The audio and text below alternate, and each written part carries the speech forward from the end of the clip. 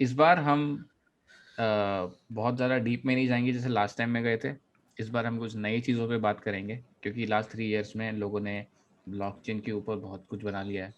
तो उससे पहले कि हम वो सब चीज़ों पे आए, जो नई चीज़ें आ गई हैं अभी डिसेंट्रलाइज्ड सिस्टम में, वर्ल्ड में, पहले हम बात करेंगे, थोड़ा सा ब्रीफ में डिफाइन करेंगे ब्लॉकचेन क्या है, बिटकॉइन क्या है, इथेरियम क्या है, consensus mechanisms, proof of work, proof of stake, ये सब क्या है। उसके बाद हम आएंगे एनएफटीज पे, और थोड़ी सी जनरल जो मेरे जो मतलब मैं प्रॉब्ली डेविल्स एडवोकेट प्ले करूंगा यहाँ पे, कि बहुत सारे डाउट्स, मुझे जेन्युइनली भी काफ़ी सारे डाउट्स हैं जो मुझे लगता है कि मतलब doesn't make sense at all. और थोड़ा सा हम फिलोसफिकल देखेंगे कि क्या रीजनिंग, क्या है ये सब हो रहा है, डज इट मेक सेंस और इज जस्ट द बबल। तो शुरू करते हैं सबसे पहले कि maybe we should start by defining what is blockchain. तो सागर, गो अहेड। हाँ, तो ब्लॉकचेन जो टेक्नोलॉजी थी, मतलब 2009 में आई थी, जब सतोशी नाकामोटो, सबको पता है कि अनोनिमस आइडेंटिटी थी, ग्रुप था, किसी को नहीं पता कौन था, उसने पब्लिश किया था पेपर। उसमें सिंपल टेक्नोलॉजी थी कि peer to peer money transfer कैसे करना है विदाउट एनी सेंट्रलाइज अथॉरिटी। तो जिस चीज़ का उसने यूज़ किया था सिस्टम में, it consisted of cryptography, mathematics and networking, P2P networking. तो जो डेटाबेस था उसमें इन्वॉल्व था, इट्स कॉल्ड अ ब्लॉकचेन। तो blockchain is a simply a database जो कि टोटली डिस्ट्रीब्यूटेड होता है अक्रॉस ऑल नोड्स, मतलब बहुत सारे कंप्यूटर चलते हैं और सबके पास एक ही कॉमन डेटाबेस है वो। और थ्रू थ्रू सम एल्गोरिथम सब कंसेंसस पे आती है, सारी कंप्यूटर्स कंसेंसस पे आते हैं कि उस पे राइट और अपडेट क्या करना है उस ब्लॉकचेन पे।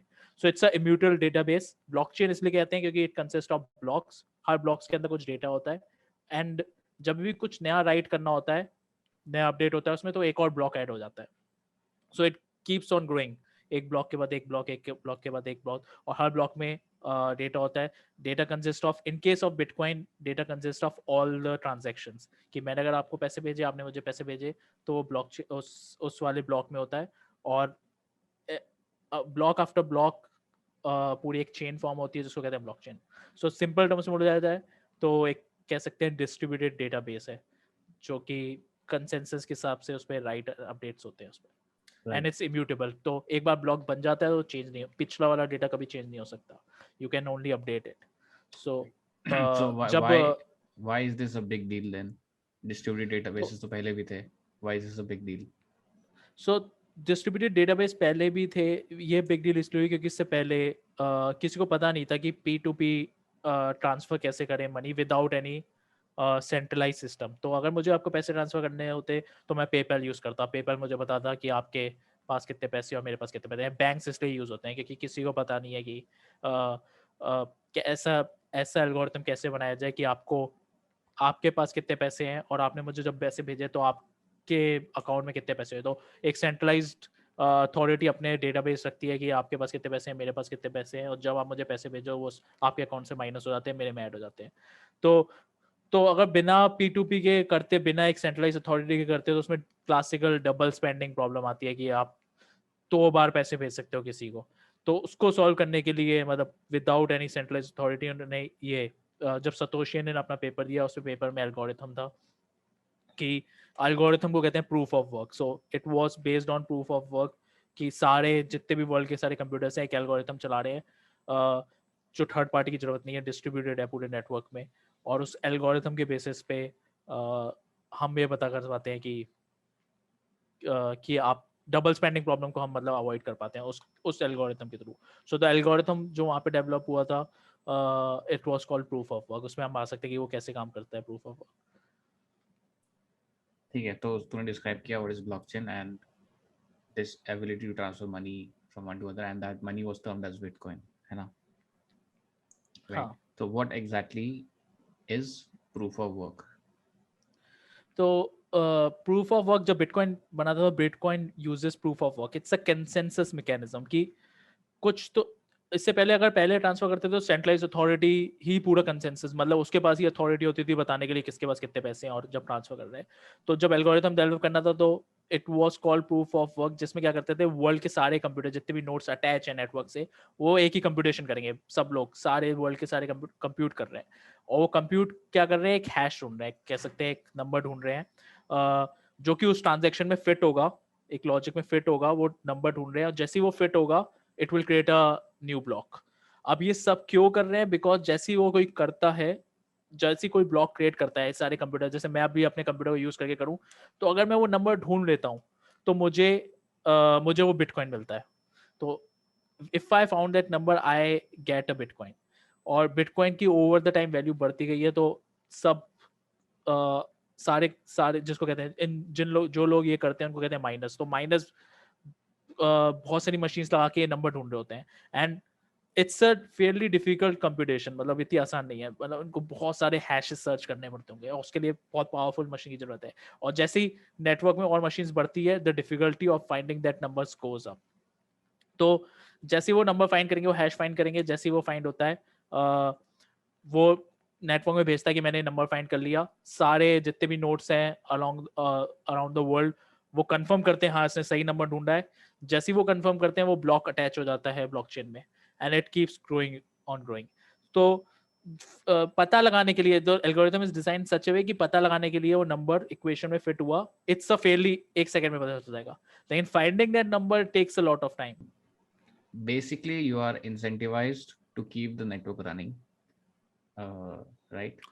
The incentive हाँ, is that if you work hard enough, spend enough compute on finding a particular number, then you're incentivized with a reward, which are bitcoins. And this all process is called mining, correct?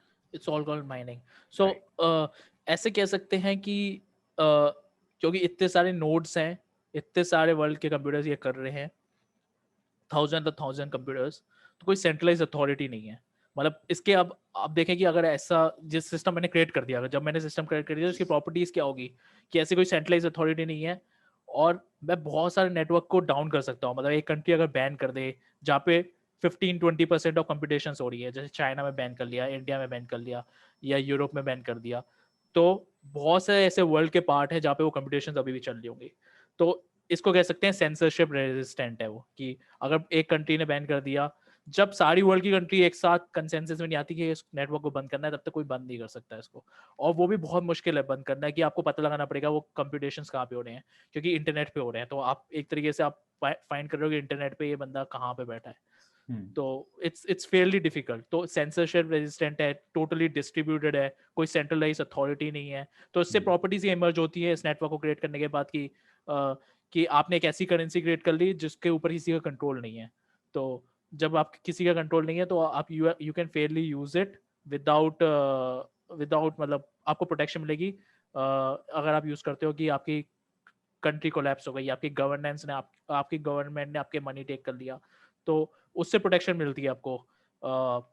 और एक और property इस network की थी कि there were limited number of bitcoins. तो ऐसे कह सकते हैं कि इन्फ्लेशन प्रोटेक्टिव है, कि आप इन्फ्लेट नहीं हो सकती बाकी करेंसी की तरह। There are only limited number of bitcoins, 21 million. तो through out the lifetime की आप इतने ही 21 मिलियन बिटकॉइन माइन हो पाएंगे। तो आप कह सकते हो कि हाँ, अगर लोग अगर एक्चुअल में इस करेंसी को यूज करने लग जाते हैं, तो you can see it as highly valuable, कि उसकी वैल्यू बढ़ती चली जाएगी। जैसे गोल्ड है, there is limited amount of gold on earth, और लोग कंसेंसस पे आते हैं कि हाँ गोल्ड बहुत वैल्यूएबल चीज है, जो कि यूज होता है ज्वेलरी की तरह, जो कि बैंक में रखा रहता है। सब लोग ह्यूमैनिटी कंसेंसस पे ही गोल्ड बहुत वैल्यूएबल है और लिमिटेड है, तो गोल्ड की वैल्यू बढ़ती जाती है over the period of time. Similarly bitcoin है कि अगर लोग मानते हैं, there is a social consensus, कि मानते हैं कि हाँ कि बहुत चीज वैल्यूएबल है, तो बिटकॉइन की value over the period of time बढ़ सकती है। दिस इज द स्पेकुलेशन, इसलिए स्पेकुलेटिव एसेट है कि हाँ बहुत ज्यादा हो सकता है, और देखा गया है कि through out the history bitcoin बढ़ता गया है। ठीक है।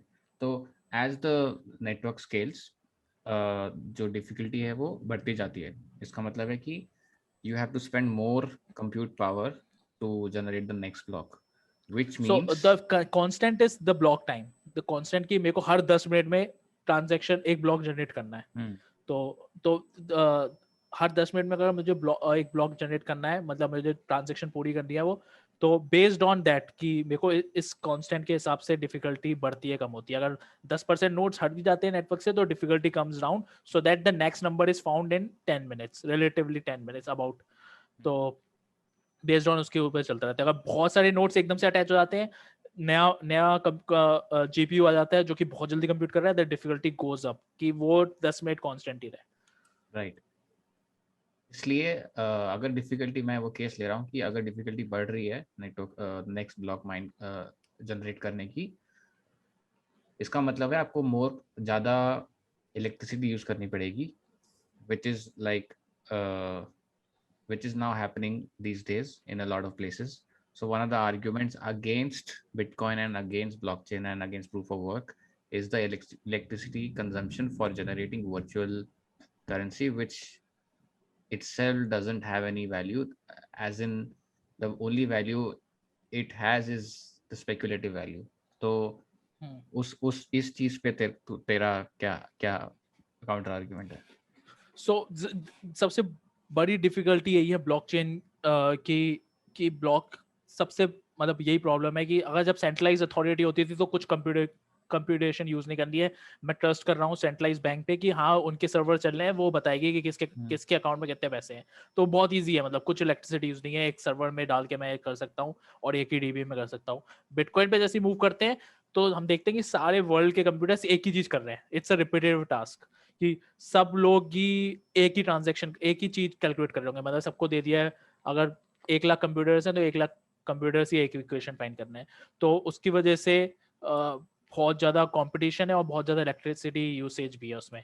और कट थ्रोट जॉब है ये कि आप बहुत ज़्यादा रिसोर्सेज यूज करते हो उसको करने में और आपको बिटकॉइन मिलता है, और जो भी मार्केट वैल्यू होती है बिटकॉइन की तभी माइनस उसको बेच देते हैं। ऐसे नहीं कि माइनस उसको होल्ड करके रखते हैं कि क्योंकि आपको और एनर्जी, आपको बिल पे करना है तो आप उसी वक्त सेल कर देते हो।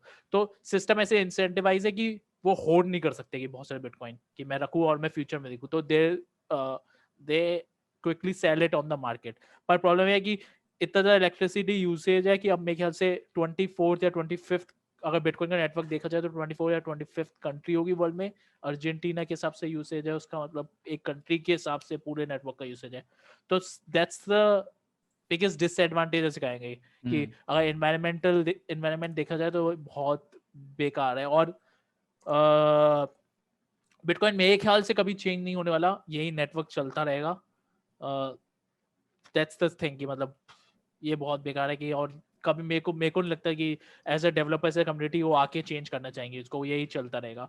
सो दे आर सेइंग, जो कम्युनिटी कहती है, दे आर सेइंग कि दुनिया भर में बैंक चलाने को कितना वो लगता है, दुनिया भर में गवर्नेंस चलाने को कितना वो लगता है, मतलब रिसोर्सेस लगते हैं। So they are saying it कि इतने रिसोर्सेस ठीक है एक करेंसी को चलाने के लिए सही है, अगर वो बहुत ही यूटिलिटी प्रोवाइड कर रही है सोसाइटी को, तो we are okay with providing this utility.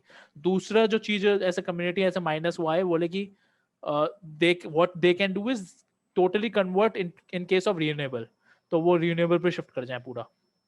Instead of using non-renewable resources, many miners are converting themselves to converting their whole computers, whole infrastructure to run on renewable resources। और ऐसा हो गया है। ऐसा सेंस देखा जाए तो 30-40, आई डोंट नो कि एक्चुअल कितने हैं, लेकिन बहुत सारे 30%-40% कंप्यूटेशन मूव हो चुका है रिन्यूएबल पे और मूव होता जा रहा है। क्योंकि जब आप इतने ज्यादा रिसोर्सेज यूज करते हो तो आप बहुत ज्यादा आपको ऐसी जगह मूव करना पड़ेगा जहाँ पे नेचुरल वे में आप अपने सिस्टम को कूल रख पाओ। तो they move to countries like Iceland, मतलब नॉर्थ में मूव कर जाते हैं काफी, कि जहाँ पे नेचुरली आप अपने कंप्यूटर को ठंडा रख सकते हो, आप कम रिसोर्स यूज करोगे और उनको प्रॉफिटेबल भी होता है। तो वी विल सी दैट कि people moving towards that region and using that renewable resources.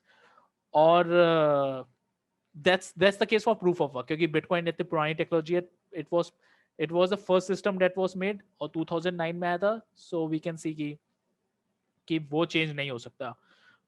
May be आगे चल के developers as a community decide करें, developers miners, so there are lot of people involve in it. Miners जो network चलाते हैं उनका अपना इंसेंटिव है, डेवलपर्स जो बनाते हैं उनका इंसेंटिव है, जो लोग बहुत सारे बिटकॉइन होल्ड करते हैं they also have a power in the system कि वो बोलते हैं कि कैसे चीजों को ले जाना है. So there are lot of communities, उनको सबको एक साथ कंसेंसस में आना पड़ेगा, तभी हो सकता है. नहीं तो क्या होगा, हमेशा हिस्टोरिकली देखा गया है कि अगर कम्युनिटी एक कंसेंसस पे नहीं आ पाती तो क्या करते हैं बंदे, फॉक कर लेते हैं. सो वी सी कि बिटकॉइन का फॉक करके बिटकॉइन कैश बनाया, और बिटकॉइन की बहुत फॉक्स हैं. बिटकॉइन गोल्ड बनाया है, बिटकॉइन सतोशी विजन एसवी करके. सो बिटकॉइन के फॉक्स हैं, तो वो कम्युनिटी डिवाइड हो जाती है, they fork the network, because it's a blockchain, it's a distributed database, you can just copy it and fork your own chain. So half the community moves in another blockchain, half the community moves in another blockchain. So historically ऐसा होता है. So there So is there is no denying कि yes there is excessive electricity uses for some silly hash for computation Bitcoin. for So Bitcoin. we Yeah. haven't talked about other network. So like I said कि वो पहली blockchain थी ऐसी, और बहुत पुरानी technology थी. So people have worked upon it to improve it कि हम ऐसी blockchain के सेम चीज डिजाइन करनी, पर for any use case and reducing the energy usage to 99.9% by 99.9%. So ऐसी भी blockchain exist करती हैं, we haven't talked about it, हम बात कर सकते हैं उसके कि वो ठीक है. क्या करती है. ठीक है. उससे पहले प्रूफ ऑफ वर्क का जो एक अल्टरनेटिव है वो है proof of stake, which is much more energy efficient and proof of work. But proof of stake पे हम बात करने से पहले I would like you to define और give me a brief history of Ethereum. What is the next best thing after bitcoin? So हम Ethereum पे बात करेंगे अभी, उसके बाद proof of stake you will explain. तो इथीरियम बेसिकली कह सकते हैं कि सेम ब्लॉकचेन टेक्नोलॉजी पे बेस्ड है, और बिटकॉइन डिजाइन हुआ था, बिटकॉइन बना तो था, वो था P2P ट्रांजैक्शंस के लिए. एंड जब bitcoin P2P transaction without any centralise authority, तो it uses the same technology की ब्लॉकचेन यूज करा, क्रिप्टोग्राफी यूज करी, डिस्ट्रीब्यूटेड नेटवर्किंग यूज करी for creating a financial system. तो वही टेक्नोलॉजी को मैं यूज करके एक और कौन से सिस्टम बना सकता हूँ कि अगर किसी को और यूज केस आया, हेल्थ केयर में यूज करना है, मे बी टिकटिंग में यूज करना है, मे बी कुछ और फाइनेंशियल लैंडिंग बोरिंग करनी, कुछ और भी चीजें करनी है मुझे, अगर बनाना है वो डिसेंट्रलाइज कुछ भी सिस्टम, तो मैं क्या यूज कर सकता हूँ. तो उस वक्त ऐसी कोई टेक्नोलॉजी एग्जिस्ट नहीं थी, तो लोग क्या करते थे जब बिटकॉइन आया, they used to design specific blockchain for that specific purpose, कि भाई मुझे टिकटिंग करनी है तो मैं टिकटिंग के लिए ये वाली ब्लॉकचेन बनाऊंगा. सो पीपल केम इन की बोले कि ऐसा क्यों कर रहे हैं, let's design a Turing complete virtual machine over this blockchain जो कि चलती रहे. सब लोग सारे notes instead of finding this computation वहां पे वो एक्चुअल में कंप्यूट करें, जो कि कोई भी ट्यूरिंग कंप्लीट कोड हो सकता है, और वो ट्रांजैक्शन को एग्जीक्यूट करें सारे वर्ल्ड के सारे computers instead of this doing this. तो तब इथीरियम क्रिएट हुआ था. इथीरियम इज बेसिकली कह सकते हैं वर्ल्ड का कंप्यूटर है, जिसमें सारे कंप्यूटर्स एक ही चीज को एग्जीक्यूट कर रहे हैं, सब रिपीटेटिव वही चीज एग्जीक्यूट कर रहे हैं, और उसमें कोई भी कोड चल सकता है. तो मेरे कंप्यूटर में अगर कोई कोड चल सकता है, कोई भी प्रोग्राम चल सकता है, ब्लॉकचेन पे कोई भी प्रोग्राम चल सकता है. सो इट इट कह सकते हैं कि it provides you a lot of possibilities कि आप कुछ भी कर सकते हो इथेरियम के ऊपर. You can design any kind of system, क्योंकि वो ट्यूरिंग कंप्लीट है. ट्यूरिंग कंप्लीट का बेसिकली मतलब ये हुआ कि you can design any kind of application on it. तो इथेरियम तब बॉर्न हो गया था. सो इथेरियम वाज इन्वेंटेड इन 2013. उसके बाद सेकेंड लार्जेस्ट ब्लॉकचेन आज की डेट में इथेरियम है. बेस्ड ऑन मार्केट कैप की सबसे ज्यादा highly valuable is bitcoin, around 908 trillion something उसकी वर्थ है पूरे एसेट की, और इथेरियम की 200-250 बिलियन समथिंग वर्थ है. सो सबसे सेकंड बिगेस्ट ब्लॉकचेन है Ethereum. And the difference between bitcoin and Ethereum is in कि इथेरियम टॉलरेट करती है कि काफी चेंजेस कर सके, उसको इम्प्रूव कर सके. Bitcoin people like to keep it the same way कि जैसे डिजाइन हुआ था, क्योंकि इतनी वैल्यू है इसमें, तो बिटकॉइन को लोग वैसे रखते हैं. बिटकॉइन को सोचते हैं कि स्टोर ऑफ वैल्यू है, गोल्ड की तरह. Okay, don't change it much, we don't have इतने एम्बिशंस नहीं है. But in case of Ethereum there are lot of ambitions. They want to scale it, they want to do all kind of things it, they want to make it like कि internet पे जितनी भी application चलती है, they run on a blockchain, जो कि मतलब use case के हिसाब से कि अगर ये ब्लॉकचेन पे होनी चाहिए तो ब्लॉकचेन पे चले. तो जैसे कुछ एग्जांपल जैसे कह सकते हैं कि मुझे डिसेंट्रलाइज डोमेन नेम चाहिए, तो अभी डिसेंट्रलाइज डोमेन्स अगर देखे जाए तो अगर डोमेन नेम रजिस्टर करना है तो आईकैन करती है. आईकैन इज द अथॉरिटी की जो कि अपने पास डेटाबेस रखती है कि कौन सी आईपी कौन से डोमेन नेम पे जाएगी. So I want to design a decentralised domain name. I can do it on Ethereum. People have done that कि अगर करना है, अगर मुझे ENS. हाँ ENS इथेरियम नेम सर्विस, तो वो ब्लॉकचेन पे है. और अगर मुझे क्या कहते हैं किसी से पैसे लोन लेने हैं, so I don't want to go to a bank. अगर मुझे किसी को पैसे लैंड करने हैं तो मेरे को बैंक में नहीं जाना है. मैं एप्लीकेशन एग्जिस्ट करती है इथेरियम पे जो ये कर सके. So there are various kind of application जो कि ब्लॉकचेन पे एग्जिस्ट करती है और मैं वो यूज कर सकता हूँ. मुझे बैट करनी है कि अगले इलेक्शन में मोदी जीतेगा या कोई और जीतेगा, तो मैं वो बैट कर सकता हूँ पॉसिबल उसमें. लेकिन रियल वर्ल्ड में ऐसी चीजें एग्जिस्ट नहीं कर सकती. और सबसे खतरनाक जो मुझे लगता है पॉइंट वो है ये कि there is no one stopping you. Censorship बिल्कुल कोई कर ही नहीं सकता, क्योंकि आपको ये अगर ये एप्लीकेशंस हैं तो कोई दुनिया में कोई इसको रोक नहीं सकता, because they run on a system which is blockchain और इतने सारे डिस्ट्रीब्यूटेड है, तो कोई सेंड अटैक नहीं कर सकते. अगर गवर्नमेंट को बंद करना हो तो किसके पास जाएंगे, किसको बोलेंगे बंद करो. If they want to shut down Netflix, if they want to shut down TikTok, वो डायरेक्टली जाके टिकटॉक को सर्वर हटा सकते हैं, बोल सकते हैं, बंद कर सकते हैं. पर ब्लॉकचेन के केस में जो इथेरियम का केस है, एप्लीकेशन वो शट डाउन नहीं कर सकते. What they can do is shut down the domain name. IP block कर सकते हैं डोमेन, पर देयर आर ऑल्टरनेटिव. आप वीपीएन यूज करके उसको कनेक्ट कर सकते हो. आप आईपीएफएस यूज कर सकते हो विच इज अ ऑल्टरनेटिव कह सकते हैं क्लाउड बेस्ड सर्विस, जो डिसेंट्रलाइज्ड क्लाउड बेस्ड सर्विस है. तो there are lot of plus point for making this blockchain. So Ethereum also uses the proof of work consensus algorithm, but there have been talks, and I think uh, they have al- they so- ETH2 has already moved to proof of stake, if I'm not हाँ, mistaken. तो So what is Ethereum का proof ये of? था. Hmm. Okay. तो Ethereum जब बना था तो जब इथेरियम बना था तो ऐसे एक्सपेरिमेंट था. द फील्ड इज लाइक कि यहाँ पे सब लोग एक्सपेरिमेंट करते रहते हैं, कुछ भी बनाया और डाल दिया, किसी को पता नहीं है क्या चीज चलेगी. तो इथेरियम भी एज ए एक्सपेरिमेंट आया था कि हाँ let's try it do this.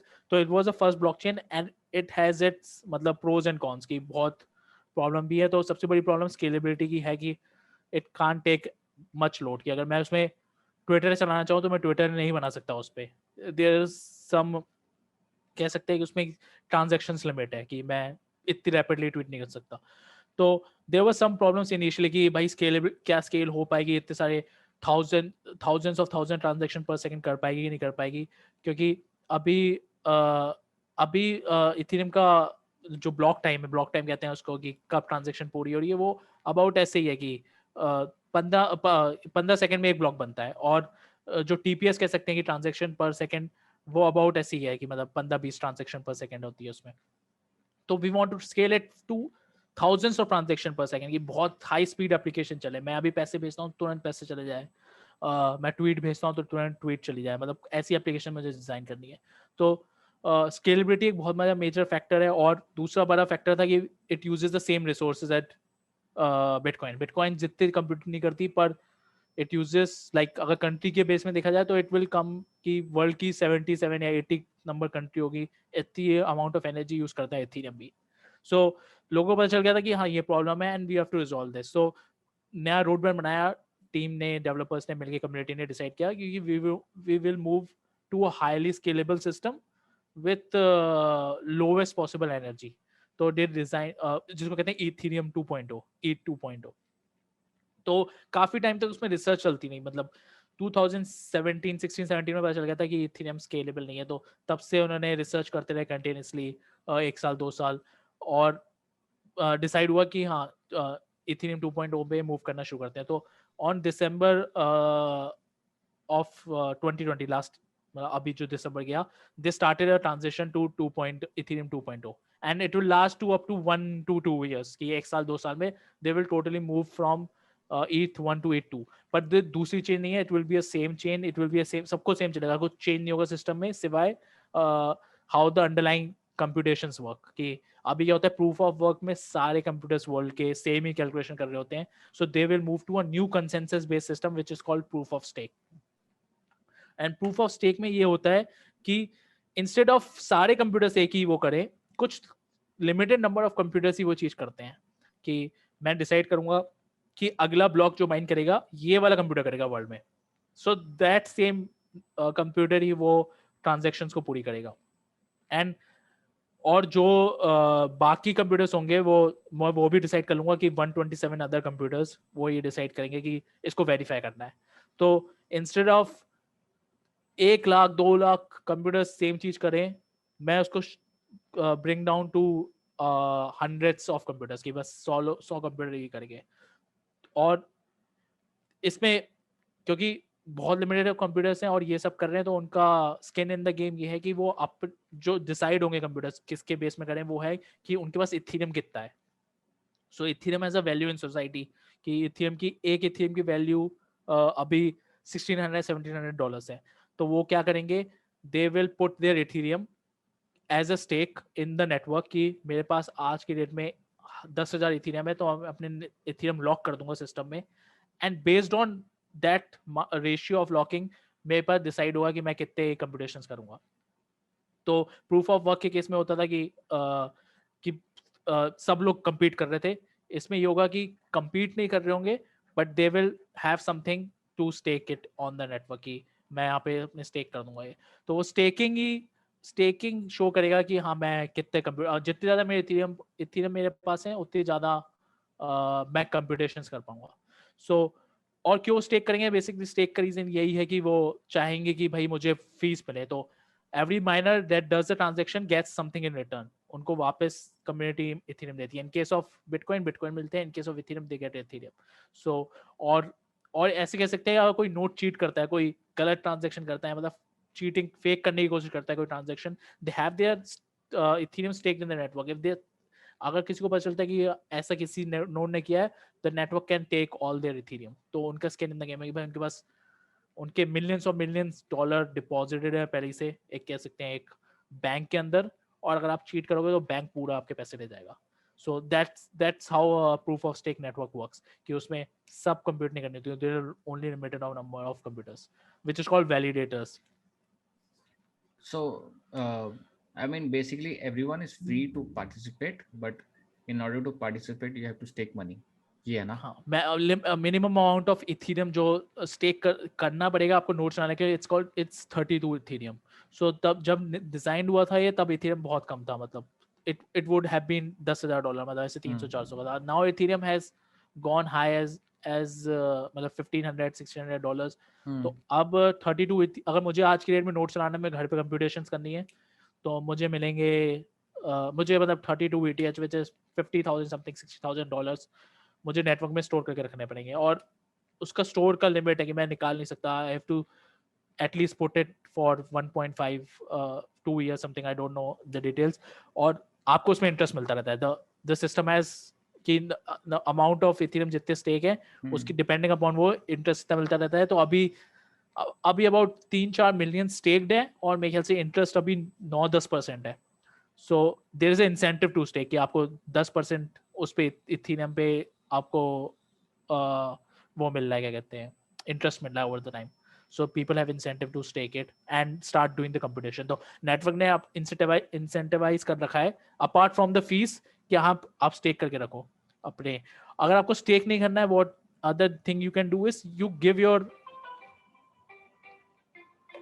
Ethereum to someone else. उसको डेलीगेशन कहते हैं कि भाई एक बहुत बड़ा माइनर है, वो मुझे बोल रहा है कि मैं 15% इंटरेस्ट दूंगा, just give me your Ethereum, मैं नेटवर्क में रखूंगा, तो I can delegate that Ethereum to. मतलब these are technical topics, we don't have to go in this की. लेकिन एल्गोरिथम बेसिकली यही है. अगर फ्रॉम बेसिक्स देखा जाए तो everyone is not doing the same thing. Only limited number of computers nodes are doing the same thing, that computation.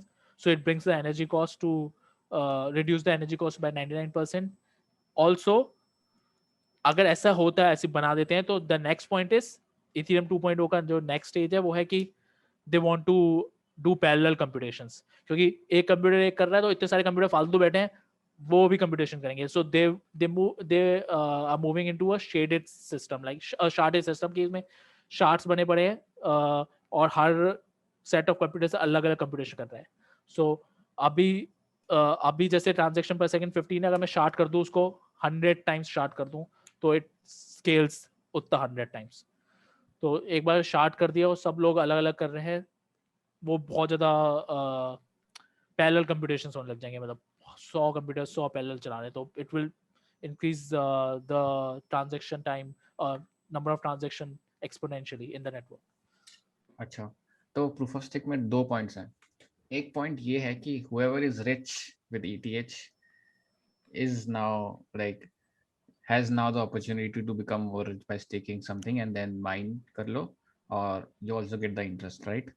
Same चीज कह सकते थे हम प्रूफ मतलब माइनिंग के केस में जो भी रिच है वो ज्यादा कंप्यूटेशन जो ज्यादा माइन कर रहा है, सेम चीज है उसमें माइनिंग के केस में. But what they are doing is कि वहां पे बहुत ज्यादा एनर्जी वेस्ट कर रहे हैं. प्रूफ ऑफ स्टेक में at least they are not wasting any energy, कि वो सिस्टम भी ऐसे है और पैरेललिज्म अचीव हो रहा है उसके केस में. प्रूफ ऑफ वर्क में पैरेललिज्म करना बहुत मुश्किल है, मतलब कोई मेरे ख्याल से करता भी नहीं है प्रूफ ऑफ वर्क में.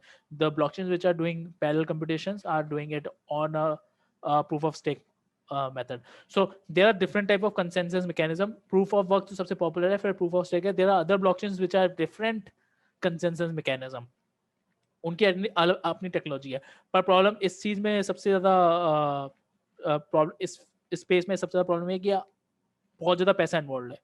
सो people don't like to invest money in some kind of new technology which don't run.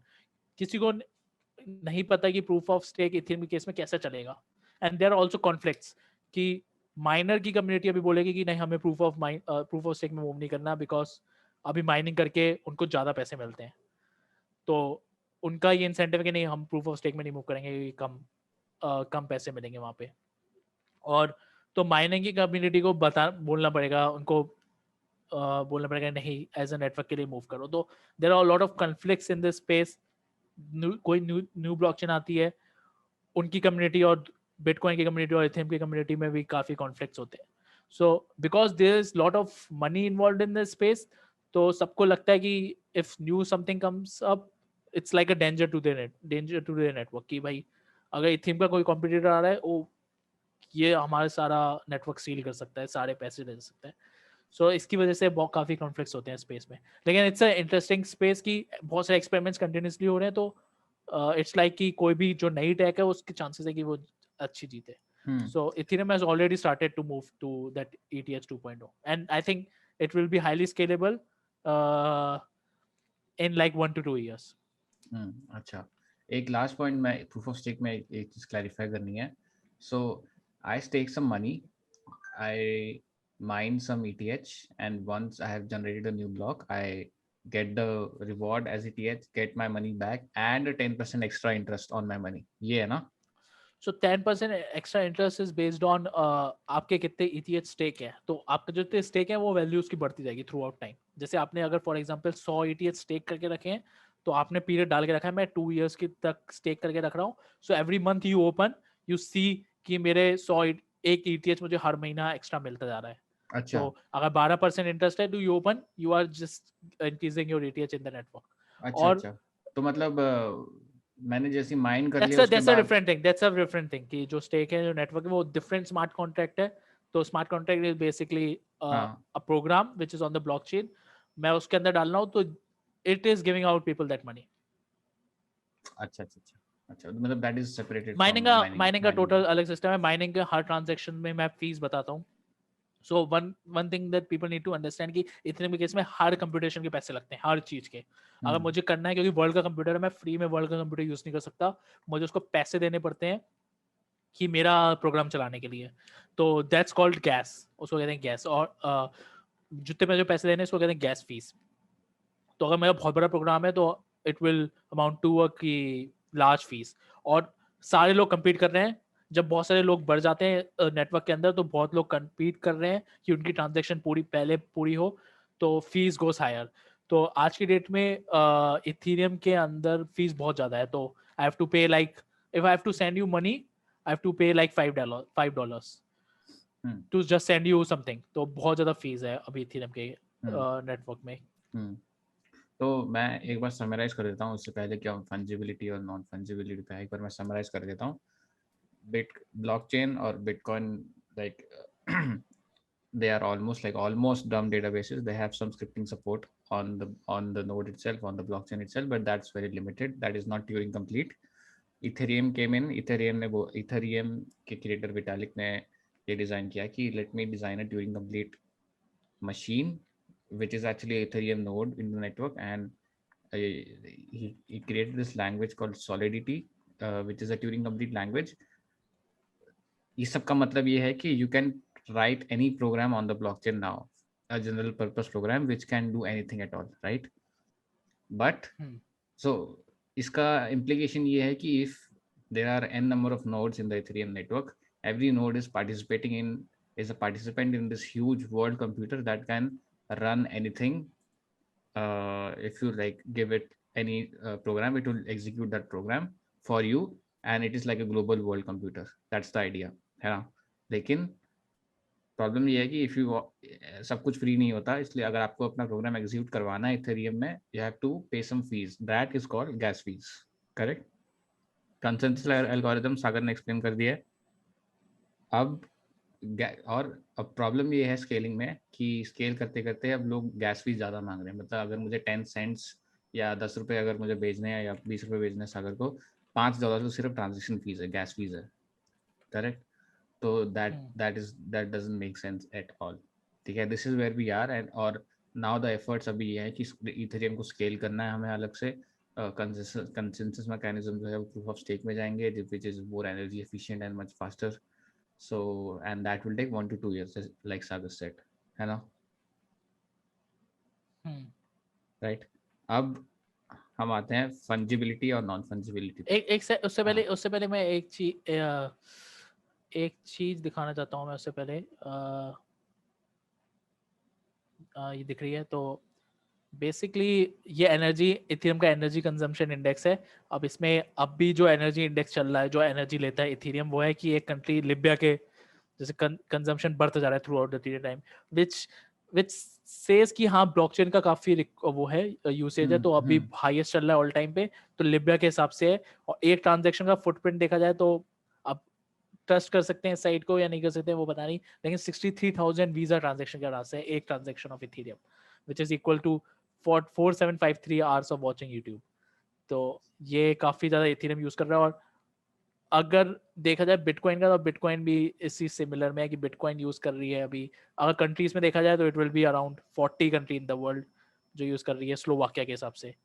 और तो बिटकॉइन का भी काफी है। तो ये सबसे बड़ी ड्रॉबैक्स है प्रूफ ऑफ वर्क का, इसके लिए इथेरियम को मूव करना है प्रूफ ऑफ स्टेक में। और दूसरी ब्लॉकचेन अगर देखा जाए, जो दूसरी ब्लॉकचेन्स आ रही हैं वो मूव कर गई हैं, जैसे Ethereum, bitcoin, Ethereum is on the top, there are various other blockchains here which have already moved to a proof of stake network. तो that the goal is to be energy efficient as possible, ठीक है? Right. तो अब हमने ये सब cover कर लिए। अब हम आएंगे फंजिबिलिटी और नॉन फंजिबिलिटी पे। सागर। तो सबसे बड़ा यूज केस जो आजकल हाइप बना हुआ है काफी इथेरियम पे, वो एनएफटीज के ऊपर है। अब एनएफटीज वी आर सीइंग की न्यूज़ में आता रहता है, ये एनएफटी बिकी 10 मिलियन की, 5 मिलियन की एक एनएफटी, तो ये बहुत सारा बना हुआ है। तो एनएफटी क्या है? NFT is one of the use cases of Ethereum which is called non fungible tokens. हाँ। तो इथेरियम पे बेसिस जैसे मैंने बताया था, इथेरियम के ऊपर कुछ भी क्रिएट कर सकते हैं अगर बनाना चाहे तो program. So people have created all kind of tokens. वो टोकन्स क्या रिप्रेजेंट करते हैं? किसी भी प्रोजेक्ट को रिप्रेजेंट करते हैं कि ये प्रोजेक्ट है, और मैं टोकन में इन्वेस्ट कर सकता हूँ कि ये पॉसिबल है कि ये टोकन आगे चल के बहुत सक्सेसफुल होता है। जैसे फॉर एग्जांपल एक टोकन बता सकते हैं कि ब्रेव, जैसे मैं ब्राउजर यूज करता हूँ, उनका अपना टोकन है, it's called a bat. Token का नाम है basic attention token. So brave ने आईसीओ करा, मतलब बहुत पैसे इस करे और कम्युनिटी को बैट दे दिया। If brave is successful in the future, I get उनका शेयर, जैसे रिलायंस का शेयर ले सकते हैं, ऐसी बैट का शेयर है, वो टोकन रिप्रेजेंट कर सकता है। और मैं किसी बंदे से एक्सचेंज कर सकता हूँ, बैट 10 बैट देके 10 कुछ और ले सकता हूँ, डॉलर्स ले सकता हूँ, रुपीज ले सकता हूँ। So it's called a fungible token कि मैं उस कुछ भी ट्रांजेक्शन करके उससे ले सकता हूँ। तो कुछ टोकन्स इथेरियम में और रिप्रेजेंट होते हैं, उसको कहते हैं non fungible. So basically fungible में तो थोड़ा ऐड करूंगा कि इज बेसिकली 1 रुपए का कॉइन जो मेरे पास है वही 1 रुपए का कॉइन अगर किसी और बंदे के पास है, if we exchange our coins we still have like 1 rupee coin, because a 1 rupee coin itself is not unique. You can have many 1 rupee coins and all have the same value, right? हाँ, That is तो a fungible फंजिबिलिटी, fungibility इसको बोलते हैं। फंजिबिलिटी is basically कह लेंगे कि identical है सब कुछ, सारे अगर कोई चीज फंजिबल है तो आइडेंटिकल है और इंटरचेंजेबल है विदाउट ब्रेकिंग दैट आइडेंटिटी। तो अगर मैं बस $10 है और मैं आपसे $10 लेता हूँ तो it represent the same thing. रोज एक्सचेंजेस होते हैं, मैं कुछ लेने जाता हूँ शॉप करने, तो मैं $100 के बदले $100 लूँ तो इट डजंट मीन एनीथिंग कि वो एक ही चीज रिप्रेजेंट कर पाएंगे। तो that's the fungible things in the society. लेकिन सोसाइटी में फंजिबल थिंग बहुत कम होती है। अगर देखा जाए तो मनी फंजिबल है, ऐसे फंजिबल थिंग बहुत कम हुई होंगी, एग्जैक्टली आइडेंटिकल है और एग्जैक्टली इंटरचेंजेबल है। तो अगर दूसरी साइड देखा जाएंगे तो रियल वर्ल्ड प्रोडक्ट्स जो होते हैं वो नॉन फंजिबल होते हैं। कि मेरी चेयर है तो ऐसी बहुत लिमिटेड चेयर होंगी, लेकिन मेरे घर में ऐसी डुप्लीकेट चेयर मेरे को देखना है, अगर किसी एक्सचेंज करना है तो वो अलग होंगी, मतलब कुछ प्रॉपर्टीज में अलग, कलर अलग होगा, समथिंग अलग होगी। पेन पेन कह सकते हैं, इसके पेन बहुत सारी टाइप्स की पेन होती है। तो these are real world asset, jewellery हो गई, जो भी खाना हो गया समथिंग, वो क्या कहते हैं नॉन फंजिबल है। कि I can't go to the market और उसके बदले मेरे को, मतलब अगर लेना है तो कुछ और बदले में ले सकता हूँ। May be it represent the same thing, may be it doesn't represent the same thing. तो अगर मुझे वो रिप्रेजेंटेशन चाहिए था इथीरियम में उसका, तो इथीरियम ने एक स्टैंडर्ड फॉर्मेट क्रिएट किया जिसको कहते हैं ERC 721 NFT स्टैंडर्ड, तो नॉन फंजिबल टोकन स्टैंडर्ड कहते हैं। सो डिजिटल वर्ल्ड में देखिए तो non fungible exist various at various places. सबसे कॉमन अगर देखा जाए non fungible token, non fungible things जो डिजिटल वर्ल्ड में एग्जिस्ट करती है, डोमेन नेम। तो मैं अगर डोमेन नेम लेना चाहता हूँ तो मैं डॉलर से एक्सचेंज करके, रुपीज से एक्सचेंज करके डोमेन नेम लेता हूँ, और हर डोमेन नेम अलग होता है, हर अलग दूसरे। facebook.com is different from google.com।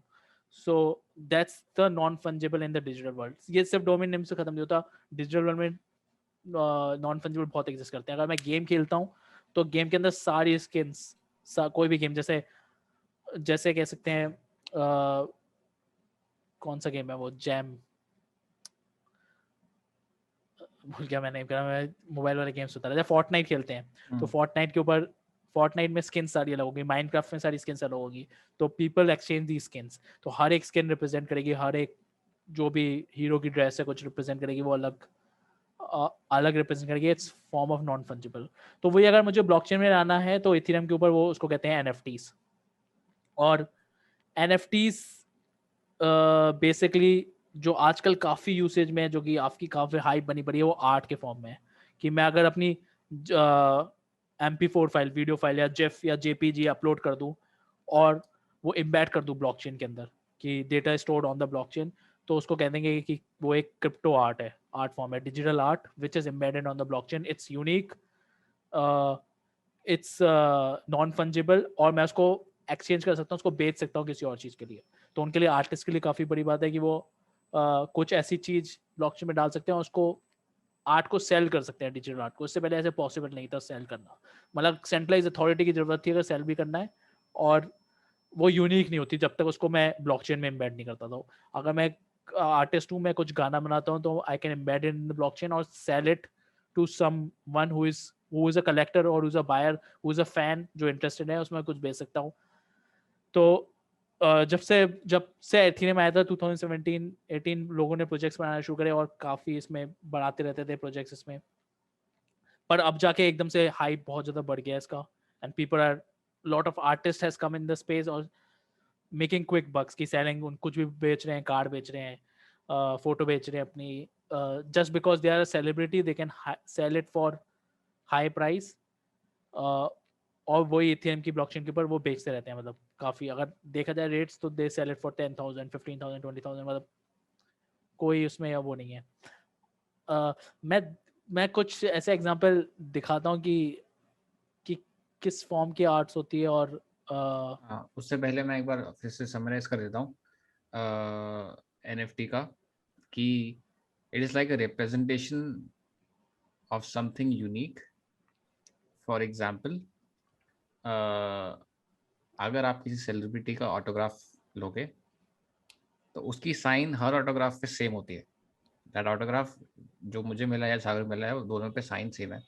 लेकिन वो जो ऑटोग्राफ की जो जो ऑटोग्राफ सागर के पास है और जो ऑटोग्राफ मेरे पास है, वो that is unique in an itself, that copy is unique in an itself for me, and I can give it to someone else on eBay. And काफ़ी लोग करते हैं कि ऑटोग्राफ बेच देते हैं ईबे पे एंड गेट मनी, बिकॉज वो ऑटोग्राफ की वैल्यू है कुछ, क्योंकि उसका साइन। लेकिन one thing to keep in mind is कि वो साइन सेम है celebrity. So that means the two copies of these autographs, they are different in itself, right? And the representation of this autograph itself on the blockchain is NFT. The autograph can be represented as a non-fungible token, which says by definition that this particular entity is unique, even though उसकी मैं pick खींच के social media पर डाल दूंगा, लेकिन that pic that copy itself is unique. Like this is like the concept है, right? यही है ना? इसमें कह सकते हैं मतलब ये काफी ज्यादा वो है, मतलब अगर लोग जैसे बहुत मुश्किल है समझना इसका कि मैं भी साइकोलॉजिकली ऐसे सोचेंगे भी क्या वैल्यू है हाँ, एक जेपीजी की क्या वैल्यू होगी, वीडियो की क्या वैल्यू होगी। पर इसको ऐसे ही सोच सकते हैं कि अगर मैं बुक लेने गया हूँ और मैंने अगर बुक ली और मैंने साइन करी है फोटोग्राफर से, कोई मतलब कोई ऑथर से साइन करी है, कोई सेलिब्रिटी उससे साइन बुक है कॉपी, तो पक्का है वो बुक की वैल्यू ज्यादा बढ़ हो जाएगी। जाएगी। मतलब अगर करेक्ट। $10 की वैल्यू है और मैंने साइन करा दिया उस ऑथर से, तो उसकी वैल्यू $100 एटलीस्ट हो जाएगी क्योंकि साइन एग्जैक्टली, कॉपी है। बट दैट इज और इन द रियल अगर मुझे वर्ल्ड। बेचना भी नहीं है तो मेरे लिए तो वैल्यू है भाई, मेरे पास साइन कॉपी है, आई कैन कीप एग्जैक्टली, इट। और या अगर बेचना है तो किसी के लिए रियल वर्ल्ड में, हाँ रियल वर्ल्ड में ऐसी that is in the real ऐसी वर्ल्ड। ऐसी उसकी उसकी डिजिटल फॉर्मेट में एग्जिस्ट करेगी, आप वो फ्री में निकाल सकते हो पीडीएफ वो बुक, आप वो $10 में ले सकते हो, लेकिन वो जो साइन कॉपी है वो $100 की होगी। और हाँ, मार्केट में फेक हो सकते हैं, बहुत सारे ऐसी फेक कॉपी होगी, फेक साइन होगी, पर वो जो बायर है उसके ऊपर है कि, और ऐसी थर्ड पार्टी से देख के बता सकती है कि फेक है कि असली है। सेम चीज रियल वर्ल्ड में ऐसे कह सकते हैं, मोनालिसा की पेंटिंग है, मैं अमेजोन में 5,000 की ले सकता हूँ, इंडिया में 5,000 रुपीज की मैं मोनालिसा की पेंटिंग लेकर घर पे लगा सकता हूँ, पर उसकी क्या वैल्यू होगी? उसके पास 5,000 वैल्यू है जो कि बनाने की है, लेकिन असली मोनालिसा की पेंटिंग जो कि म्यूजियम में पड़ी है, it may be millions of, तो वो Exactly, असली है, exactly. वो डिजाइन असली है। So NFT तो is just सेम the चीज, digital representation of this on the blockchain. हाँ अगर किसी को मतलब उस पे आर्ट फॉर्म में ये है कि यू कैन नॉट वैल्यू की कि कितनी वैल्यू होनी चाहिए उसकी, कितनी $10,000 1 मिलियन, कुछ नहीं पता उसकी वैल्यू क्या होनी चाहिए, सब्जेक्टिव वैल्यू। पर एनएफटी को कहना कि वो जीरो है उसकी वैल्यू की नहीं है, वो गलत चीज होगी, क्योंकि ऐसे कह सकते हैं लोग क्योंकि मैं देखा जैसे मैं गेम खेलता हूँ, ऐसे काफी लोग गेम खेलते हैं उसमें डिजिटल एसेट लेते हैं वो। सो डिजिटल एसेट्स इसलिए नहीं रहते क्योंकि डिजिटल एसेट लेने से कुछ फायदा नहीं होता। अगर मैंने किसी कोई हीरो है, मैं डोटा खेलता हूँ, हीरो की मैंने स्किन ली है तो कोई फायदा नहीं है, मैं गेम में ज्यादा अच्छा नहीं बन जाऊंगा। पर गेम में लोग पूछेंगे भाई कि ओ भाई ये तेरी स्किन अच्छी है, तो it's like kind of Status symbol. Social signalling करना है कि भाई मेरे पास इतना पैसा था, मैंने खरीदा, या मेरे को खुद पसंद था वो हीरो कि मैंने उसको इम्प्रूव करा है। So people work on it कि वो जाने के लिए। सेम चीज अगर सोसाइटी में देखा जाए तो काफी लोग ज्वेलरी पहनेंगे, फॉर एग्जाम्पल शर्ट पहनेंगे, 200 की शर्ट होती है और नाइकी की शर्ट होगी 4,000 की। सो सेम थिंग, मैं 200 की शर्ट पहन के जा सकता हूँ, इट सेम थिंग कि वो मेरे को प्रोटेक्ट करेगी, जो भी लिमिटेशन पूरी कर लेगी भाई। मैं नेकेड बाहर नहीं जा रहा हूँ, मैं शर्ट पहन रहा हूँ और मेरे को हीट फीट से प्रोटेक्शन मिल रही है। और सेम नाइकी की शर्ट है, रीबॉक की शर्ट है, कोई भी ब्रांडेड शर्ट है, वो 4,000 की है। So it's kind of sending the same signalling. It's the same thing in the digital world कि it's sending the same signal. बस सबसे इम्पोर्टेंट क्या चीज़ है उसमें कि डिजिटल वर्ल्ड में if it's on the blockchain then you don't have a central, आपको कोई सेंट्रलाइज अथॉरिटी नहीं। मैं नाइकी से जाके नहीं ले रहा, मैं किसी और बंदे से डायरेक्टली P2P परचेज कर पा रहा हूँ और रख पा रहा हूँ। And it will so remain on the that's blockchain forever. Blockchain forever, और परमिशन लेस है कि मैं उसके ऊपर कुछ भी बना सकता हूँ। तो मैं नाइकी की शर्ट क्लोन नहीं दे सकता, ठीक है, I can't keep it as a loan. So सबसे लोगों को ये अंडरस्टैंड करना होगा कि इट्स एवरीथिंग इज प्रोग्रामेबल। अगर मैंने ब्लॉकचेन में डाल दिया तो it's just on my creativity, में उसके साथ क्या करना चाहता हूँ। तो अगर मेरी अडोबी इसकी नाइकी की शर्ट की वैल्यू ₹5,000 है, आई कांट डू कि तू रख ले और मुझे हर महीने ₹100 दे, लैंड कर दिया मैंने उसको ₹100 देता था ये, ऐसे नहीं कर सकता मैं उसमें। मैं ब्लॉकचेन पे वो कर सकता हूँ, मैं उसको लैंड कर सकता हूँ किसी से और किसी को पैसे दे सकता हूँ। और दूसरे क्रिएटिव चीजें भी कर सकता हूँ मैं, उसको उसको ऑक्शन कर सकता हूँ मैं कि भाई उसमें बेट करो और पैसे दे जाओ। मैं जो भी चीज मैं सोच सकता हूँ प्रोग्रामेबल, वो प्रोग्रामेबल है, तो इट्स बेटर। और क्योंकि लोग डिजिटल वर्ल्ड में मूव करते जा रहे हैं, वो काफी स्पेंड करते हैं टाइम डिजिटल वर्ल्ड में, they are building own metaverses. तो मेटावर्सेस इज बेसिकली जैसे हम यूनिवर्स में रहते हैं, तो ये रियल वर्ल्ड है, इसके ऊपर डिजिटल वर्ल्ड में there are own universes on itself कि फोर्टनाइट का अपना वर्ल्ड है, माइनक्राफ्ट का अपना वर्ल्ड है. So people spend 3, 4, 5 hours a day on daily on that world कि वो रोज जाके खेलेंगे. तो वहां पे सेंस बनता है कि वहां पे भी वो अपने उनके मेटावर्स में वो भी एसेट लेंगे, बाय सेल करेंगे उनके अपने. तो ऐसे छोटे छोटे मेटावर्स बन रहे हैं. और जैसे VR आता है, these metaverses will grow even larger. तो आज की डेट में अगर आपने VR यूज नहीं करा तो you can go into the VR and you can attend weddings, attend stand up comedy, कहीं पे भी जा सकते हैं क्योंकि और डिजाइन करना बहुत आसान है कि मैंने एक होटल डिजाइन कर लिया. So it's growing very fast. और you can think about digital assets ऐसे कि क्योंकि वो बिट्स में एग्जिस्ट करते हैं, it exist on the computer. I can't go to France, सब लोग नहीं जा सकते फ्रांस में म्यूजियम में देखने कि वैन गो ने कौन सी पेंटिंग बनाई थी, but I can go to the same room जो कि एक वर्चुअल वर्ल्ड में एग्जिस्ट करता है, and it's same for everyone. और वहाँ पे मैं जाके डिजिटल आर्ट देख सकता हूँ जो कि 3D में होगी. It's a museum. Digital world में मैं जाके देख सकता हूँ कैसा फील होती है उसकी, वो देख सकता हूँ. और वो 3D है, वो बनाई VR के लिए, तो मैं अंदर घुस के उसके अंदर देख सकता हूँ how it looks like. It's same for everyone. So I will say कि digital will be more valuable than the physical assets as these metaverses grow on itself. So the people paying right now, if you think they are paying high fees, they are betting on it कि वो आगे चल के बहुत valuable है वो. तो I can just show कि कितने में बिक रहे हैं, ठीक है, मतलब वो ही खतरनाक चीज है. तो कल या परसों ही बिका. तो this was an art by an artist known as Beeple. उसने 5000 कंटिन्यूस डे तक हर दिन एक पेंटिंग बनाई थी, हर दिन एक painting. So it's sell for 69 million. इसके अंदर 5000 पेंटिंग्स हैं, उसका कोलाज है, हर एक इंडिविजुअल पेंटिंग है. और एक पेंटिंग कैसे दिखती है, तो ये जैसे ये एक पेंटिंग है. सो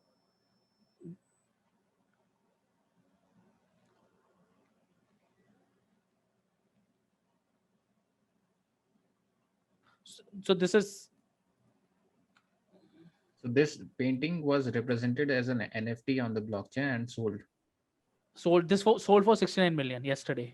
और जैसे ये जब ट्रम्प था, ये ट्रम्प के इलेक्शन के बाद ही हुई थी, ये ट्रम्प था उसमें.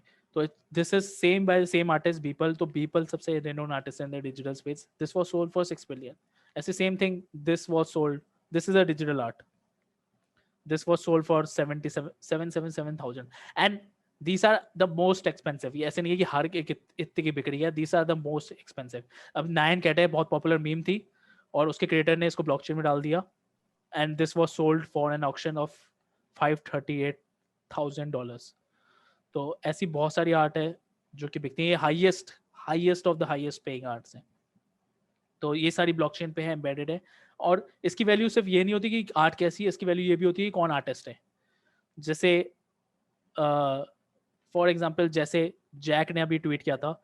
सो ये ऑक्शन पे अभी जैक की सबसे पहली tweet. Jack is the founder of Twitter. उसने ऑक्शन पे डाला है and this is authorised by Jack. उसने ट्विटर पे पोस्ट किया. So this it's currently bidding at 2.5 million. उसकी पहली tweet. The tweet is on the blockchain पे, मतलब बेसिकली इसका लिंक होगा साइन बाय जैक कि मैंने बनाया और ब्लॉकचेन पे NFT कर दिया और वो बिक रही है $2.5 million की. अब आई डोंट नो कि इसमें कितनी महंगी होनी चाहिए, but people are buying it. आगे चल के इसकी वैल्यू 0 हो सकती है, इट्स स्पेकुलेटिव. आगे चल के कुछ भी वैल्यू नहीं हो सकती. आगे चल के इसकी 10 मिलियन हो सकती है, किसी को नहीं पता. But these are just arts. लेकिन कुछ यूटिलिटी वाली NFTs है, जैसे मैंने बताया, जो कि NFT की यूटिलिटीज है, जिसको कह सकते हैं हम. सो ये सारी NFTs. अब कुछ कह सकता हूँ डोमेन नेम स्ट्रिक्टली यूटिलिटी बताते हैं. डोमेन नेम्स है यूटिलिटी, कि आप नहीं कह सकते डोमेन नेम की कोई यूटिलिटी नहीं है. तो domain name can be represented. Game skins की जो गेम के अंदर होती है स्किन, उसकी यूटिलिटी होती है. They sell for high values, और वो भी काफी ज्यादा यूटिलिटी है. जो सब्जेक्टिव चीज आ जाती है वो बेसिकली इन पे आ जाती है, जो कि बहुत सब्जेक्टिव है कि इसकी कितनी वैल्यू होनी चाहिए. किसी को नहीं पता इसकी कितनी, बैटमैन की कितनी वैल्यू होनी चाहिए जो कि 500K का है, जो कि एक बंदे ने बनाया. And there are all obvious things इसमें कि इसका कॉपीराइट किसके पास है. अगर मैंने बाय करा है तो किसके पास कॉपीराइट है इसका. क्या ये बैटमैन डिज्नी का है, डिज्नी का, मार्वल उसका DC का है, या फिर आर्टिस्ट का है. So there are these questions कि अभी जो कि बहुत नई स्पेस है, तो किसी को नहीं पता। जैसे इंटरनेट आया था तो कॉपीराइट लॉस बने थे, तभी भी नहीं पता था। So it has been like 3-4 years कि ये ऐसी नई स्पेस है, and these are top projects जो कि सोल्ड होते हैं। जैसे एंड अब NFT का मेरे को सबसे ज़्यादा यूटिलाइजेशन लगता है कि जहाँ पे बहुत पॉपुलर हो सकती है वो होती है स्पोर्ट्स में, क्योंकि पीपल बाय कार्ड्स। बचपन से लोग जैसे पोकेमोन के कार्ड खरीदते हैं, WWE कैरेक्टर्स के कार्ड हाँ। खरीदते हैं, बास्केटबॉल फुटबॉल के कार्ड खरीदते हैं, तो they are startups working on, जैसे NBA टॉप शॉट है, they are basically collecting these cards NBA top shots के। इनकी वैल्यू है क्योंकि this is officially recognised by NBA और NBA का पार्टनर है, तो दे बाय दिस फॉर 100K कि किसी का कार्ड खरीदा, किसी का वीडियो खरीदा, तो 100K 200K इसमें होती है, जैसे एक शॉट है। So they bid, they write it on the blockchain और फिर उसमें ऑक्शन करते हैं, और NBA से ऑफिशियली पार्टनर्ड है। तो when But this somebody this this clip itself can be replicated digitally. That's replicated, not या a this problem. Can, But I can download it that और मैं particular यूट्यूब पे डाल सकता हूँ। इसका हाँ, कोई वो नहीं है कॉपीराइट। अगर आपने क्लिप ले ली इसका मतलब नहीं है कि एनबी आपको कॉपीराइट दे रही है, इसका जस्ट कि ये कार्ड है मेरे पास ये सिर्फ। कार्ड है तुम्हारे पास और तुम्हें खरीद रहे हो, आप इसके रियल वर्ल्ड में कह सकते हो कि भाई नो मेरे वैल्यू, पास ज्वेलरी है, ज्वेलरी। ज्वेलरी। अब ज्वेलरी की देखा जाए तो मतलब सिर्फ सोशल कंसेंसस क्योंकि वैल्यू है। मेरे पास डायमंड है तो डायमंड बस, क्योंकि डायमंड बहुत रेयर है, तो डायमंड में पहन के जाता हूँ किसी की वेडिंग में तो वो दिखेगा हो मेरे पास डायमंड है। So it's the same thing. मतलब ये इतना ज़्यादा मुश्किल नहीं है। और ये जैसे एक और स्टार्टअप है सो रेयर, जो कि फुटबॉल अगर बहुत एंथुजियास्ट हैं उनके लिए काफ़ी अच्छा so rare. They can buy cards, this is a basically fantasy. इसमें कार्ड्स खरीदते हैं तो फैंटेसी जो खेलते हैं, जैसे ड्रीम 11 है इंडिया में, ऐसी कार्ड खरीदो आप जो कि ब्लॉकचेन में स्टोर्ड है, और आप उस पर बेट करो और फैंटेसी करो। लेकिन this is the application, this is on the blockchain, कोई सेंट्रलाइज्ड रिसोर्स नहीं, आप इसको बाद में बेच भी सकते हो। और उनके काफ़ी पार्टनर्ड फुटबॉल क्लब है, जैसे रियल मैड्रिड, तो ये एक और लोग खरीद रहे हैं। और अगर इसमें जाके देखें तो daily sales, these are 5 million daily sales of crypto punks NBA top shot. तो क्रिप्टो पंक्स हुआ था वेरी फर्स्ट NFT, ये सबसे फर्स्ट एप्लीकेशन थी। So they trade for like 20 Ethereum 50 Ethereum which is about like 200K 100K। ये सबसे very first NFT थी, तो उनकी और अपनी नैरेटिव में स्टोरी में बहुत ज्यादा वैल्यू है क्योंकि इसको सबसे तो पहले थे। इसको ये जो मैं सेव कर सकता हूँ, मैं हाँ सेव कर सकता हूँ, हाँ people can save it, they are just buying कि सही। यही बात है, मैं इसको सेव करके अपनी DP लगा सकता हूँ, देयर इज नो हाँ, कॉपीराइट प्रोटेक्शन। लेकिन that one particular copy is on the blockchain which is unique in itself and that's why people are paying for it, है ना? हाँ, अरे यार, तो मतलब अगर देखा जाए तो there is always a subjective value. अब ये सेल्वेटर मुंडी की पेंटिंग 450 मिलियन की है ये, और मैं इसको सेव कर सकता हूँ।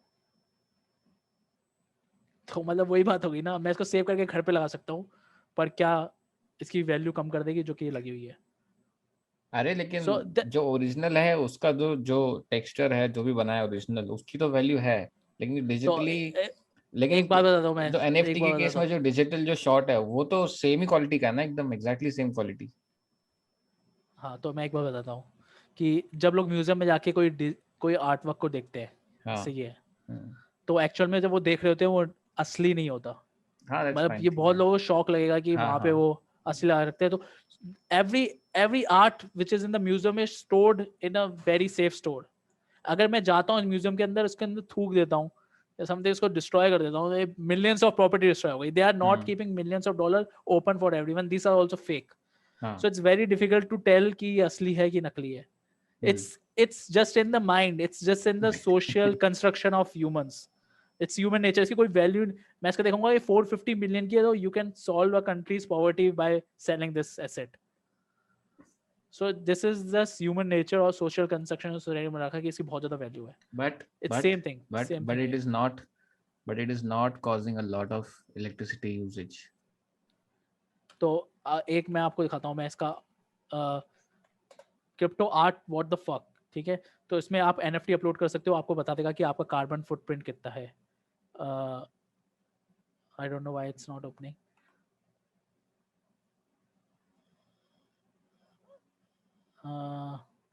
12th मार्च ने शायद बंद कर दिया है. So here you could have seen कि क्रिप्टो, यहाँ पे आप NFT अपलोड कर सकते थे, देख सकते कि आपकी आर्ट ने कितना इन्वायरमेंट को डैमेज किया है. पर मैंने वो पहले जो क्रिटिसिज्म अभी सही है, लेकिन लोग काम कर रहे हैं उस पर, क्योंकि ये वेरी न्यू टेक्नोलॉजी है. तो ऐसे बोलना गलत है. मैं ऐसे कह सकते हैं कि इंटरनेट स्टार्टिंग में आ रहा था, उसको बोल दिया कि ओ भाई ये यहाँ पे ईमेल भेजने के लिए हाँ सिक्योर रिसोर्सेज. हाँ तो हाँ, we that's don't know fine, कि क्या है. दैट इज और अंडरस्टैंडेबल. इसका मतलब ये नहीं है ना कि आप 2009 से लगे हो ना, अभी आप कितने साल हो गए बताओ? नहीं नहीं, 12 2009 साल हो नहीं. गए ना. इथीरियम वी कैन से कि NFTs इन्वेंटेड इन 2017, और they are already blockchain. जैसे NBA टॉप शॉट है, it's already on a blockchain which doesn't use proof of work. तो इसमें जो वीडियो क्रिएट हो रहा है, डजंट यूज एनी एनर्जी. इनका अलग ही कंसेंसस मैकेनिज्म है जो बिल्कुल एनर्जी यूज नहीं करता. इनका लिमिटेड नंबर ऑफ नोड्स हैं. तो इट्स, और ये सेकंड हाईएस्ट ट्रेडेबल वो है, कह सकते हैं इसको. और जो मैंने बताया कि आर्ट इज ऑलवेज सब्जेक्टिव, आपको नहीं पता कि आर्ट की वैल्यू क्या होगी, लेकिन there are clearly utility based content on NFT. जैसे कि अब एक बैंड ने ऑक्शन किया था NFT, और उनको बोला था कि whoever buys this NFT will get a free lifetime. उनके जो भी वो होते हैं कॉन्सर्ट्स होते हैं, उनमें फ्री लाइफ टाइम एंट्री होगी. सो they sell it for like this was one King of Leon's album. So when they sold this NFT, they gave also the unlimited number of a concert you can attend without any paying any fees. So this, it's clearly a value कि मैं इसको buy कर रहा हूँ तो value है. और जैसे मैंने बताया गेमिंग के स्किन्स में वैल्यू और ENS डोमेन्स में वैल्यू है. तो there are also clear utility. But when it comes to tweet की क्या वैल्यू है, व्हेन इट कम्स टू की पेंटिंग की क्या वैल्यू है, इट गेट्स अ बिट, वो क्या कहते हैं पता नहीं. गेमिंग में वैल्यू सो रेयर की मैं कह सकता हूँ वैल्यू है, because if people are buying cards, people are winning. This is a game. So people जहाँ पे पैसे, जब मैं इसको पैसे किसी का ले रहा हूँ कार्ड, तो मेरे चांसेस है कि मैं फैंटेसी बुकिंग करके टॉप रैंक में बहुत पैसे कमा सकता हूँ. अच्छा, एंटरटेनमेंट काइंड ऑफ थिंग कि ये गेम खेलना है, तो एंटरटेनमेंट में क्लियरली वैल्यू है. बट लेकिन इट फील्स इनकी क्या like, value, I don't no. I don't no इनकी क्या वैल्यू है, ये जेफ की, लेकिन it feels इमेजेस की. like it is more like an opportunity to like get rich quick for people to create art and then या uh, तो it can be highly valuable and a bubble itself at the same time. कि इसकी utility भी हो सकती है, bubble भी हो सकता है. अब where is the line, nobody knows. कि market crashes that happened in 2017-18, कि जब मार्केट क्रैश कर गया था, ICO बबल था, people were coming in opening companies कि भाई ICO करते हैं 200 मिलियन 300 मिलियन. तो इतने ज्यादा रेस कर रहे थे पैसे, बिलियंस. EOS ने बिलियंस रेस करे थे. तो इट अभी वो कहाँ पे है, बहुत कम उसमें सक्सेसफुल हो पाए. तो 90% ऑफ द कंपनीज वैनिश, जिन्होंने ICO करा गायब हो गई, पता नहीं चला, फेल हो गई. But there one some successful ones, उनसे आई जो अभी उन्होंने बनाया है कि क्या कहते हैं. ऐसी केस में NFT की केस में हो सकता है. NFT स्टार्टअप जैसे सो रेयर है, this is the one they raised like 15 million. NBA top shot raised like 50 million something. तो ये सब रेज कर रही है पैसे आज के टाइम में. तो वी डोंट नो कि 5 साल बाद इनमें से कुछ सक्सेसफुल होंगे, 5 साल बाद इनमें से कुछ हट जाएंगी. और जो दूसरी चीज है कि जो हमने इंटरनेट के एज में देखी है कि ये था कि डिस्ट्रीब्यूशन ऐसे करते थे, सब्सक्रिप्शन, बेसिकली ओनरशिप कुछ नहीं था. अब ओनरशिप जैसे आया है, तो NFT can represent N ownership in case of artist. कि मैं अगर म्यूजिक बना रहा हूँ, I don't need a third party, I don't need a Spotify. मैं म्यूजिक डायरेक्टली बेच सकता हूँ किसी कलेक्टर को विथ दैट कॉपीराइट थिंग, कि मैं कॉपीराइट भी उसको दे सकता हूँ. And one of the important thing is NFTs की प्रोग्रामेबल, जैसे मतलब प्रोग्रामेबल है. सो कुछ ऐसे प्लेटफॉर्म्स है जो कि रियल वर्ल्ड में पॉसिबल नहीं है. कुछ ऐसे प्लेटफॉर्म्स है, whenever you sell an NFT, whenever a transaction is taken place, आप बायर हो, आपने बेचा, मैंने आपको बेचा, 1% of the royalty goes back to the creator. हर सेल में. In the real world it's not possible. कि जब मैं पेंटिंग बेच रहा हूँ तो 1% में कभी भी ओरिजिनल क्रिएटर को नहीं जाएगा. पहली बार बिका खत्म. ऑन हर sale 1% of the revenue, 2%, 5% revenue goes back to किसने क्रिएट किया. इट्स अ गेम चेंजर कि artist will move to this, क्योंकि उनको पता है उनको लाइफ टाइम रेवेन्यू मिल सकता है अगर उन्होंने बहुत अच्छी आर्ट बनाई है और थ्रू आउट द पीरियड वो सेल होती रहती है. And it's not just painting, it can be music, it can be films, it can be blogs, it can be एसेस. everything you can, because digital में it's everything is possible, it's up to your imagination what you want to do with it. So you're cutting can the middleman in between. हाँ for, और बहुत creative चीज इसलिए कि आप पैसे donate करते हो, आपने चैरिटी पे डोनेट करा, you don't get anything in return, you satisfaction, अगर satisfaction है उसके लिए. What for example, what if you donated someone like say क्या कहते हैं you, कौन सा है, वर्ल्ड हंगर हटाने के लिए, मतलब कुछ भी हटाने के लिए, अगर आपने मलेरिया को हटाने के लिए देखा है तो you get something in return. आप मैंने $10,000 डोनेट किए, they gave me back something जब उन्होंने एक लाइफ बचाई. और they gave me something as in the format of NFT blockchain में, कि आपने you saved 500 lives and I can keep it as a collectible. तो ऐसा पॉसिबल क्यों अभी तक ये नहीं है पॉसिबल, क्योंकि they will need a centralised authority for it, लेकिन they can make a system. तो इसमें कोई बुरी बात नहीं है कि आपको कुछ मिल रहा है. पीपल आर मोर इंसेंटिवाइज अगर आपको कुछ ऐसे मिल रहा है, चाहे वो सिग्नलिंग करेंगे चाहे वो कुछ करें, एंड गोल अच्छा है कि कोई लाइफ बचेगी, आपने कुछ पॉवर्टी के लिए आपने डोनेट किया. So there are various application people can do on it and people are doing on it, कि keeping NFT as a loan, earning interest on an NFT. मतलब आपने एक डिजिटल आर्ट क्रिएट करी, आपने बाय करा, उसको आप इंटरेस्ट क्लेम कर रहे हो.